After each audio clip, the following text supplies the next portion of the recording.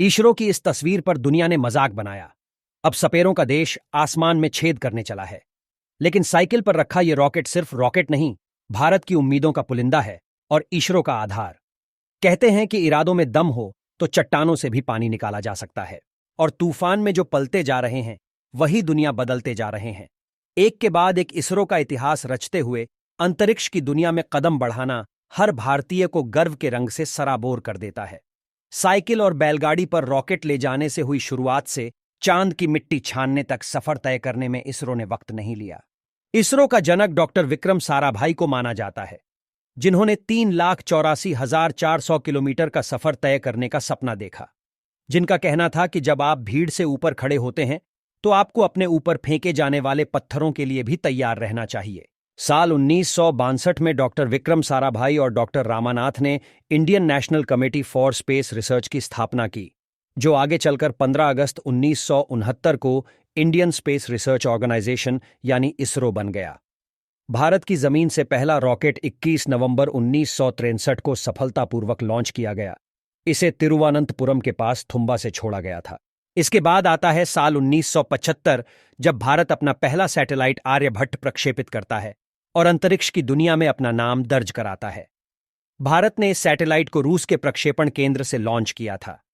फिर इसरो ने 18 जुलाई 1980 को SLV-3 का सफल परीक्षण किया और भारत उन देशों में शामिल हो गया जो अपने उपग्रहों को खुद लॉन्च कर सकते थे। अब भारत के अंतरिक्ष के सफर की शुरुआत हो चुकी थी और भारत एक के बाद एक कीर्तिमान रच रहा था।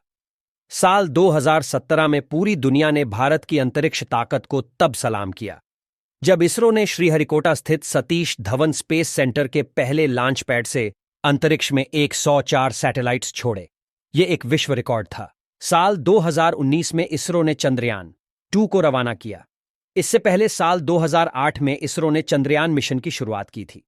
तब चांद पर अपने देश का झंडा लगाने वाला भारत चौथा देश बन गया था। लेकिन साल 2019 का यह चंद्रयान मिशन असफल रहा था। लैंडर विक्रम चांद की सतह पर लैंडिंग करने ही वाला था, तभी इसरो का संपर्क इस लैंडर से टूट गया था। इस बार भारत की इस असफलता को भी दुनिया ने जीत माना था। इससे पहले अमेरिका, रूस और चीन ने ही चंद्रमा की सतह पर सॉफ्ट लैंडिंग करवाई थी। लेकिन यह लैंडिंग दक्षिण ध्रुव पर नहीं थी। तो ऐसे में अगर भारत का यह मिशन सफल होता तो भारत ऐसा करने वाला पहला देश बन जाता। दरअसल चंद्रमा के दक्षिणी ध्रुव को बेहद जटिल माना जाता है। भारत की इस असफलता में भले ही दुनिया को जीत दिख रही हो, लेकिन हमारे पड़ोसी मुल्क पाकिस्तान को मजाक उड़ाने का मौका मिल गया।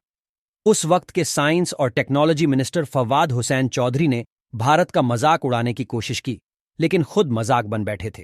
अब एक बार फिर 14 जुलाई को श्रीहरिकोटा से चंद्रयान-3 भारत की उम्मीदों को लेकर आसमान में उड़ गया है। पृथ्वी और चंद्रमा के बीच औसत दूरी 3,84,400 किलोमीटर है। माना जा रहा है चंद्रयान-3 की चांद की सतह पर लैंडिंग 23 अगस्त तक होगी।